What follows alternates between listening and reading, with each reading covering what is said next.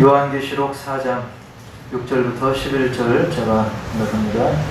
하나님의 말씀은 요한계시록 4장 6절부터 11절까지 신약성경 403페이지 성경 맨 뒤 요한계시록 4장 6절부터 11절까지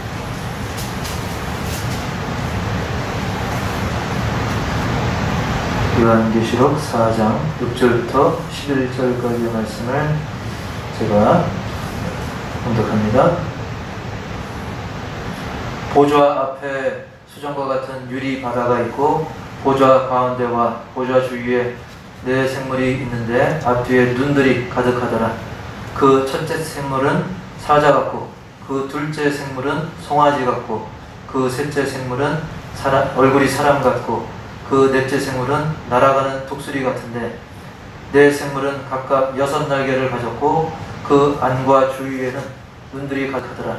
그들이 밤낮 쉬지 않고 이르기를 거룩하다 거룩하다 거룩하다 주 하나님 곧 전능하신 이여 전에도 계셨고 이제도 계시고 장차 오실 이시라 하고 그 생물들이 보좌에 앉으사 세세토록 살아계시는 이에게 영광과 존귀와 감사를 돌릴 때에 24장로들이 보좌에 앉으신 이 앞에 엎드려 세세토록 살아계시는 이에게 경배하고 자기의 관을 보좌 앞에 드리며 이르되 우리 주 하나님이여 영광과 존귀와 권능을 받으시는 것이 합당하오니 주께서 만물을 지으신지라 만물이 주의 뜻대로 있었고 또 지으심을 받았나이다 하더라. 아멘. 할렐루야. 오늘 오랜만에 또 이렇게 요한계시록 그동안 절기라든지 그런 것을 인해서 잠시 멈춰져 있던 요한계시록의 말씀을 우리가 계속 살피게 되었는데요. 이제 하늘에 있는 그 하나님의 보좌 그리고 그 보좌를 둘러싼 24개의 또 다른 보좌 그것을 봤던 요한이 계속 보게 되는 다음 장면 지난번에 1절부터 5절에 이어서 계속 이제 요한이 환상을 보게 되는데 그 보게 된 장면이 뭐냐면 이제 6절이죠. 6절 말씀 제가 읽어드리면 보좌 앞에 수정과 같은 유리바다가 있고 보좌 가운데와 보좌 주위에 네 생물이 있는데 앞뒤에 눈들이 가득하더라 그랬습니다. 이것을 그림으로 보는 게 이제 다음 장면인데 그 수정과 같은 유리바다가 있어요. 그러니까 바다인데 아주 그러니까 얼마나 넓습니까? 그리고 수정 같다 그랬고 또 유리바다라 그랬어요. 그러니까 넓고 빛나고 찬란하면서 아주 장엄한 장면이죠. 하나님의 보좌는 하나님의 자리는 이렇게 가늠할 수 없고 측량할 수 없고 찬란하고 아주 장엄하다는 거죠. 그런데 유리라고 그랬어요. 유리는 투명해서 다 보이죠. 그래서 모든 것이 하나님 앞에서는 뻔하게 다 드러나게 되고 또 우리도 나중에 하나님 나라에 가게 되면 모든 것을 유리를 통해서 보듯이 선명하게 보게 될 거라는 그런 의미가 있는 거죠. 근데 거기에 네 생물이 떠 있습니다. 네 생물. 즉, 이 하늘에 있는, 하늘 보좌 앞에 있는 네 생물은 우리가 지난번에 말씀을 나눴던 장로라든지 천사처럼 어떤 하나님을 찬양하고 경배하는 영적인 그런 존재입니다. 이 땅에 없고 저 천상에 있는 아주 영적인 존재인데 그 숫자가 넷이라고 했어요. 넷 하면 동양에서는 죽을 사자 이렇게 잘못 생각하는 경우도 있는데 여기서는 죽을 사자를 의미하는 것이 아니라 우리가 보통 방향을 얘기할 때 몇 가지 방향을 얘기합니까? 동서남북 네 방향을 말하죠. 그러니까 전체를 다 아우른다는 것입니다. 그래서 사방에 가득하다라는 그런 표현도 있죠. 우리가 삼방에 가득하다, 이방에 가득하다 안 그러죠. 사방에 가득하다. 이 사방은 전체를 말하는 거예요. 즉 이 네 생물은 뭔가 그 전체를 대표하는 그런 의미가 있는데 그것은 이제 다음 9절 7절에서 자세히 말씀을 드리고 아직 넘기지 말고 근데 그 네 생물의 앞뒤에 뭐가 가득하다고 했냐면 눈이 가득하다고 그랬어요. 여러분 눈이 하나나 둘만 있어도 어지간하면 볼 수 있죠. 다만 이 뒤는 좀 잘 안 보이는데, 근데 이 생물, 내 생물들에게는 눈이 앞에만 있는 게 아니라 뒤에도 있다고 했어요. 그리고 그 눈이 있는 정도가 아니라 눈이 가득하다고 했습니다. 우리가 조금만 상상해보면 좀 징그러운 느낌이 들죠. 여러분, 만약에 제가 눈이 3개라고 한번 상상해보세요. 눈이 이렇게 2개 있는데 이마에 또 하나가 있다 그러면 여러분 징그럽게 그렇게 생각이 들 겁니다. 저는 뭐 어렸을 때 뭐 그런 상상들 하죠. 뒤에도 눈이 하나 더 있으면 다 볼 수 있지 않을까, 그런 상상들도 하게 하는데, 이것은 뭘 말하냐면 앞뒤로 눈이 가득하다는 것은 모든 것을 빠짐없이 다 살펴볼 수 있다는 거예요.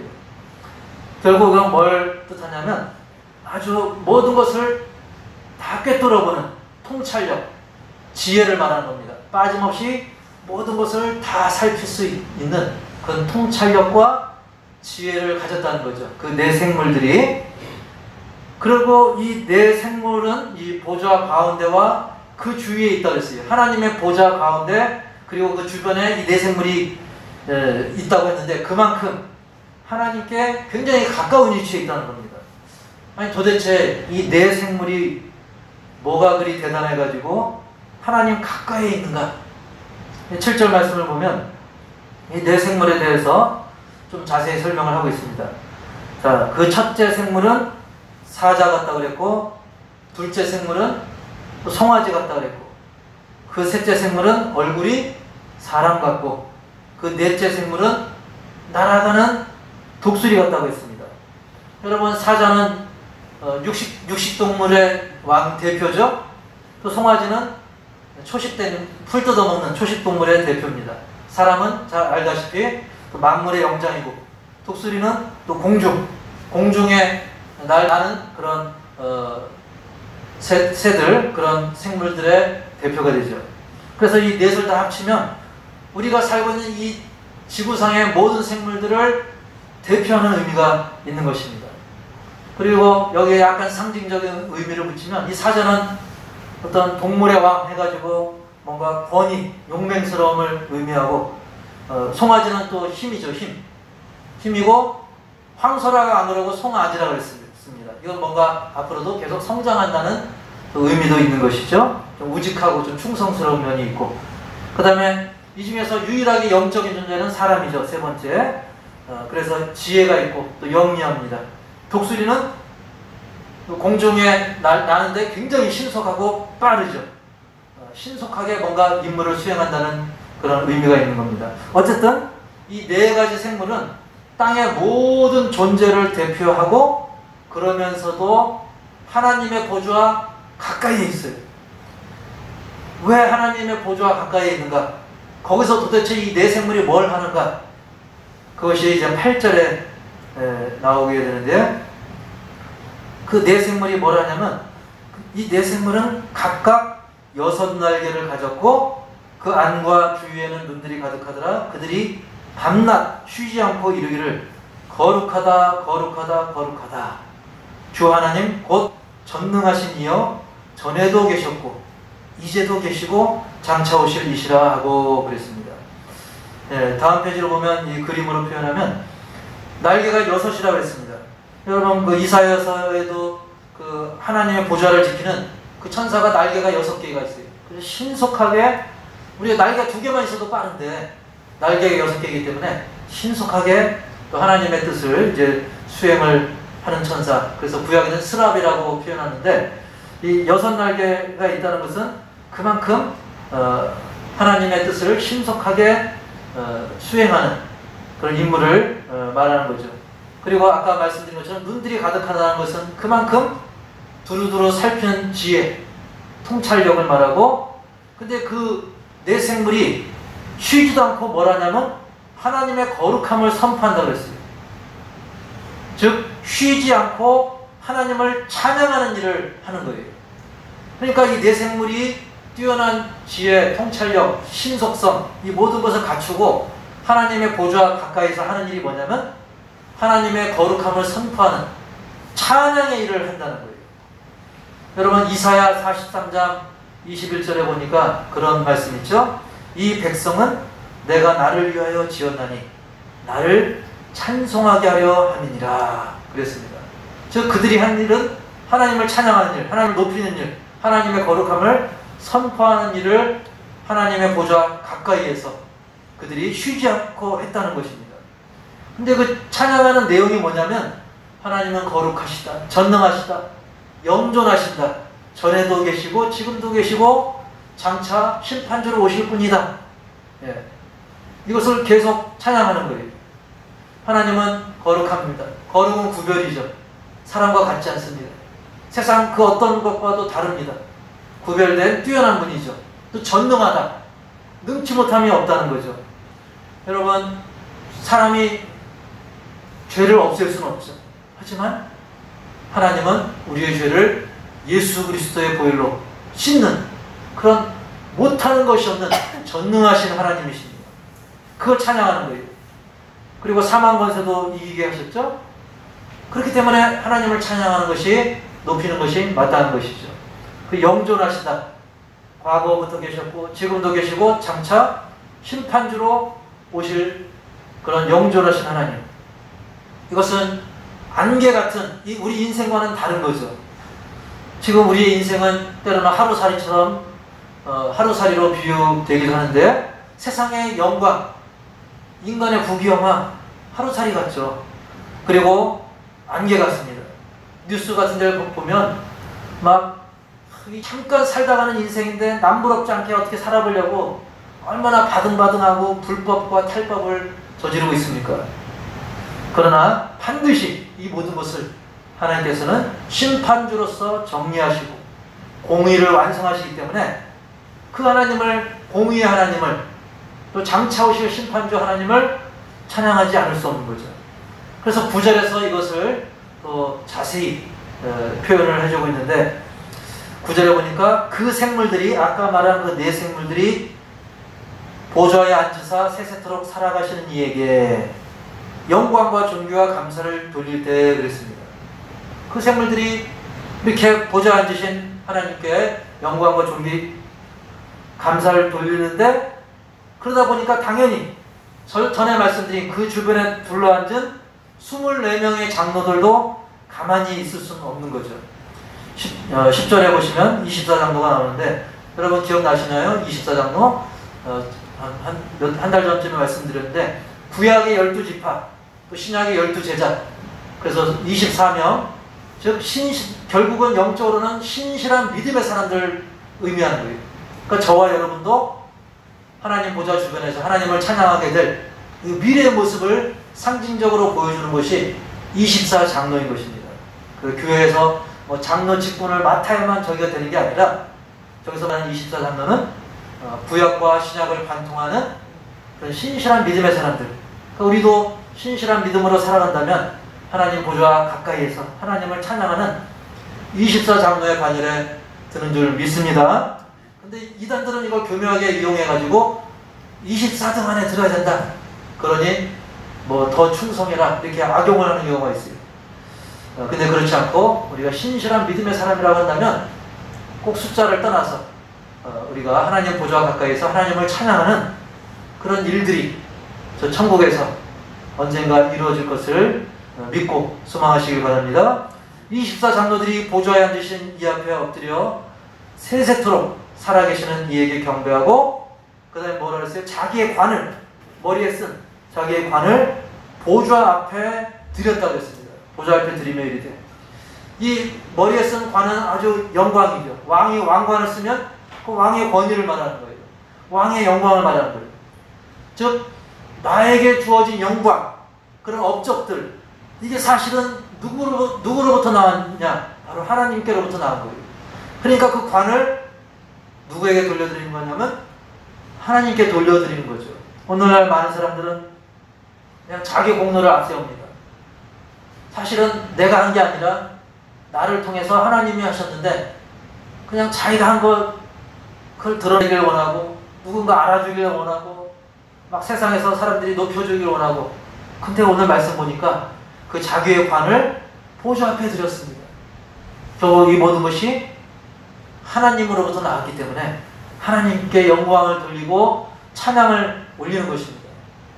그래서 우리는 우리의 삶이 하나님께 영광 돌리는 삶이 되어야 되고 하나님을 찬양하는 삶이 되어야 되는 겁니다. 그래서 11절 계속되는 찬양의 내용은 뭐냐면 우리 주 하나님이여 영광과 존귀와 권능을 받으시는 것이 합당하오니 주께서 만물을 지으신지라 만물이 주의 뜻대로 있었고 또 지으심을 받았나이다 하더라. 결국 모든 영광을 하나님께 돌려야 될 이유 중에 하나가 하나님이 다 지으셨으니까. 여러분, 내가 노력해서 내가 내 돈 벌었는데 내가 자식 교육식 잘 시켜서 자식이 잘 됐는데 이게 내 덕이지 무슨 하나님입니까? 아니죠. 하나님이 이 만물을 지으셨지 않습니까? 하나님 우리에게 생명 주시지 않았습니까? 그 모든 원인이 딱 여기 하나 나옵니다. 중요한 원인이 바로 주께서 만물을 지으십니다. 하나님 만물을 다 지었기 때문에 우리가 다 그거 가지고 하는 거예요. 만물이 주의 뜻대로 있었고 또 지으심을 받았나이다.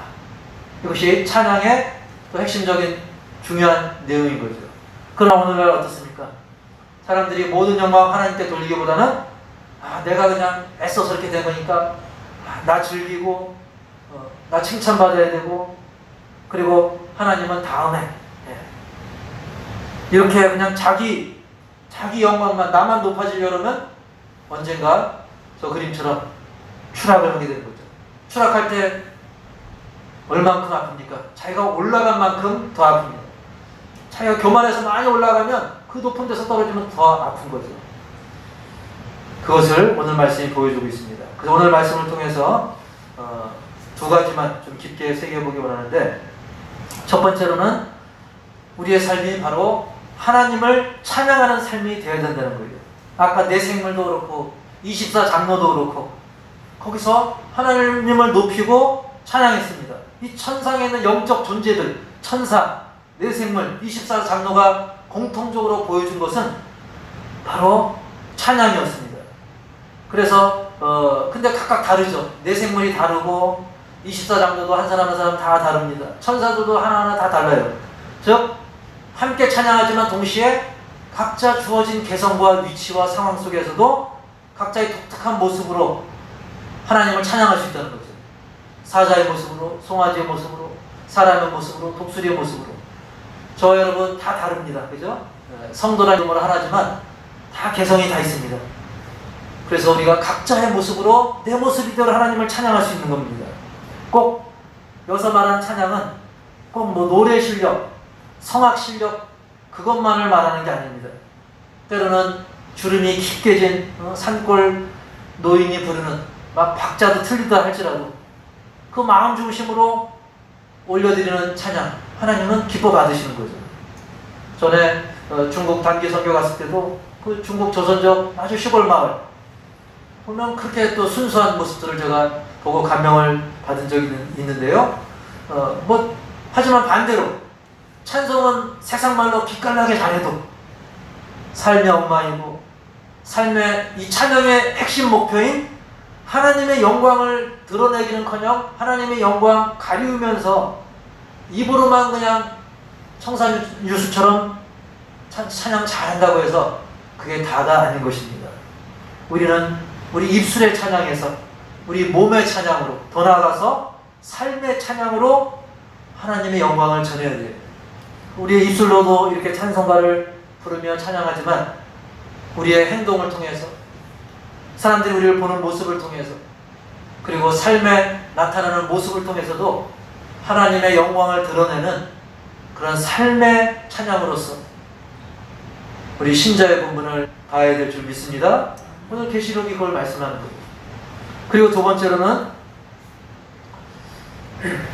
나와 모든 것을 존재하게 하신 하나님을 잊지 말라는 거예요. 아까도 말씀드렸지만 내가 잘해서 내가 땀 흘려서 내가 노력해서 한 건데 하나님이 뭐냐? 그게 아니죠. 하나님이 이 지구를 있게 하신 거예요. 하나님은 나를 태어나게 해주신 거예요. 나의 부모님을 태어나게 하시고 내 자녀를 태어나게 해주신 거예요. 나를 존재하게 하셨고 나로 하여금 숨쉬게 하신 것입니다.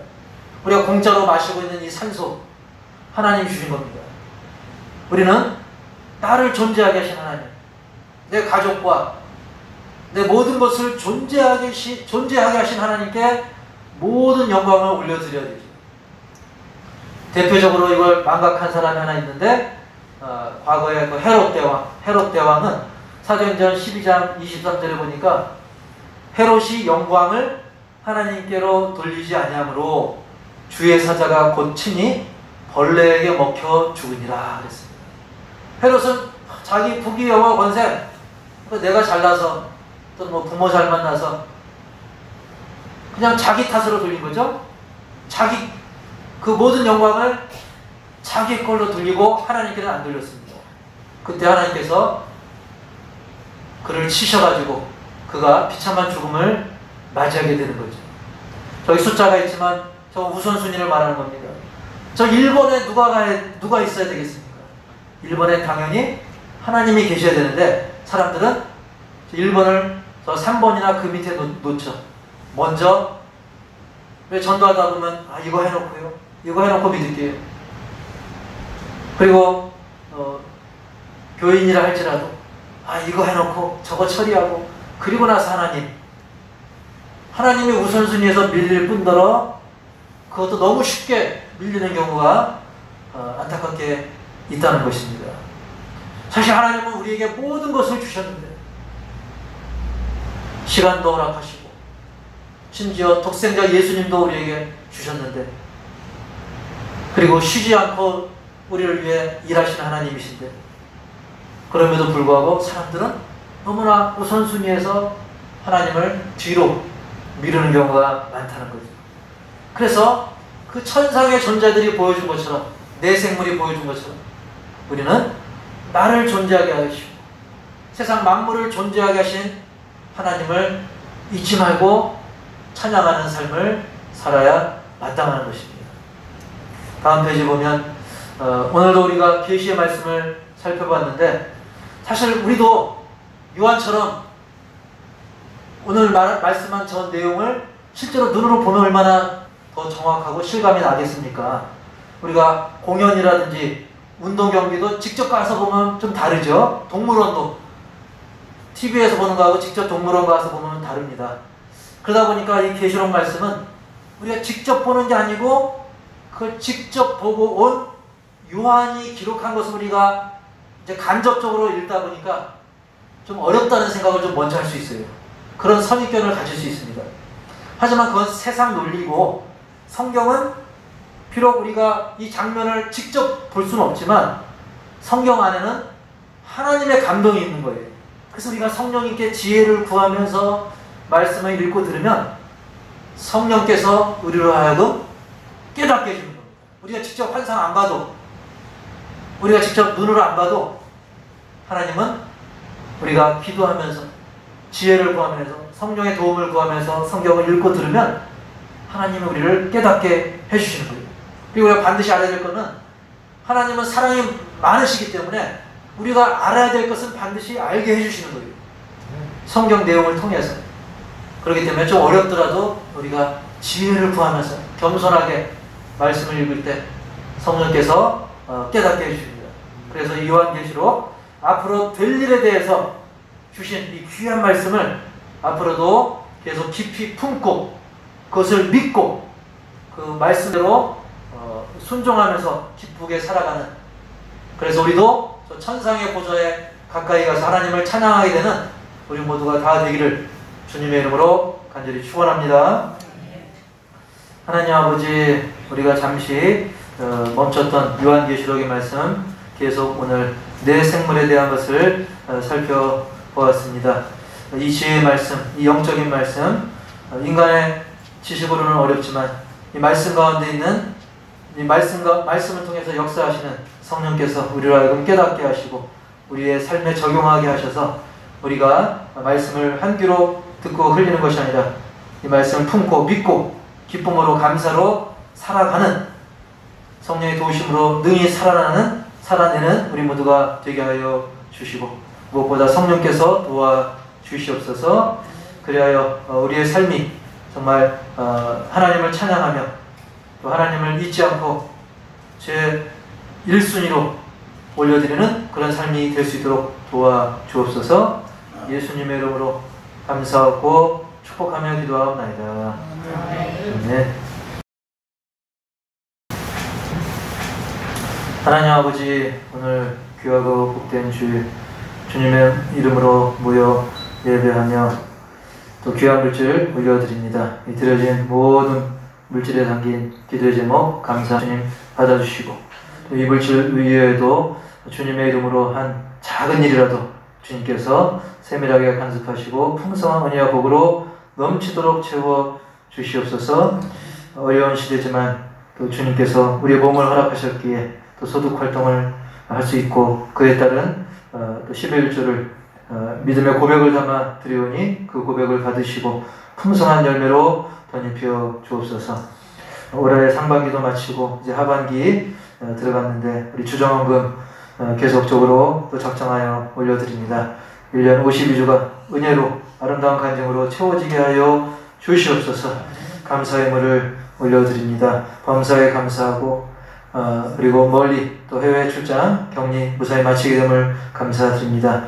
그리고 건강 회복에 대해서 또 감사 예물을 올려드립니다. 사랑하는 딸 주님께서 지켜보시고 믿음으로 감사하는 모든 심령들에게 더 풍성한 감사거리를 허락하여 주옵소서.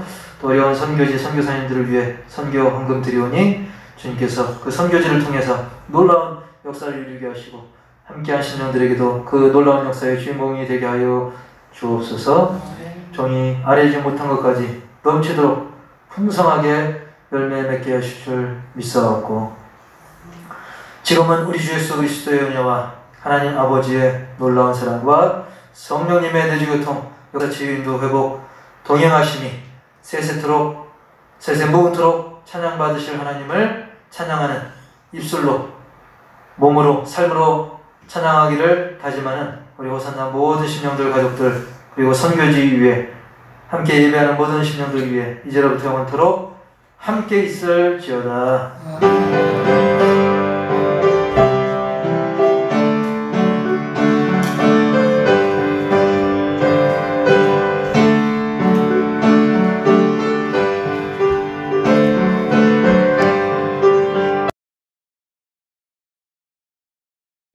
이 시간은 교회 소식과 아울러서 함께 기도 제목을 나누고 기도하도록 하겠습니다. 지금 하루가 다르게 긴박하게 변화하는 그런 불투명한 상황들 속에서도 우리는 오직 영원토록 신실하신 하나님만을 더 의지하고 그 말씀 붙들고 따라가시길 우리가 힘써 기도하고요. 두 번째로는 호산나 교회 모든 가족들 영육 강건함을 위해서 기도해 주시기 바랍니다. 기도는 또 치유의 응답을 또 이끌어내고 기도를 통해서 또 하나님의 영광을 드러낼 수 있습니다. 특별히 무더위와 긴박한 코로나19 상황 속에서도 우리 모두에게 또 건강을 허락해 달라고 기도해 주시고요. 세 번째로는 긴 코로나 기간으로 어려움을 당하는 우리 한국교회, 그리고 북한에 억압받는 성도들을 위해 열악한 또 선교지와 선교사님들을 위해서 기도해 주시고, 지난주 말씀드린 대로 우리 강병구 목사님 사모님 되시는 최정은 사모님 뇌전증으로 또 어려움을 당하고 있습니다. 그 화재로 인해 연기를 많이 마셔서 그 후유증에 시달리고 있는데 회복을 위해서, 또 송창희 목사님 또 췌장 회복을 위해서 기도해 주시고, 우리가 그동안 기도해오고 또 함께 협력해온 우리 김종규 선교사님이 드디어 이번 수요일 날 출국을 합니다.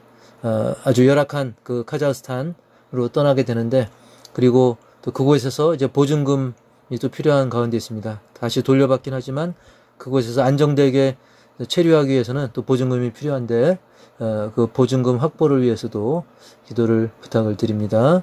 그리고 가족 및 이웃 영혼 구원을 위해서 성령님의 강력한 역사로 내 가족 중에, 내 이웃 중에, 전도 대상자 중에 한 명도 잃어버리지 않고 다 천국에 동참할 수 있도록 우리 가족 및 이웃 영혼 구원을 위해 기도해 주시고, 교회 주변의 도로 또 주변 환경 하나님의 은혜 가운데 또 선한 뜻 가운데 인도해 달라고 기도하기 원합니다.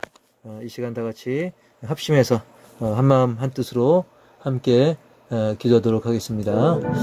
하나님 아버지, 주님의 은혜로 우리를 부르시고 인도하시고 붙들어 주시고 감사 영광을 올려드립니다. 우리는 연약하고 부족하고 세상은 너무나 긴박하게 돌아가고 있지만 그 가운데서도 오직 주님만을 의지하고 믿음으로 나아가게 하여 주시옵소서.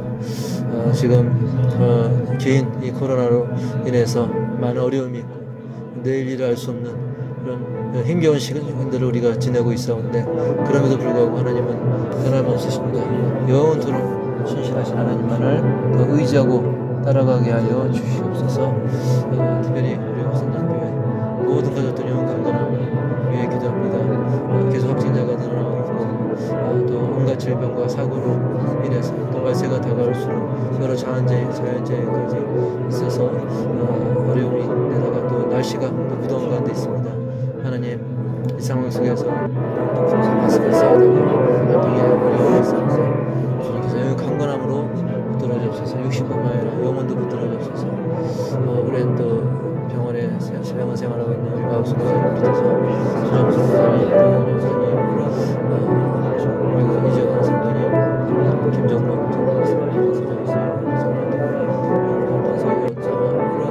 모든 가족들 중 강건해서 주시옵소서.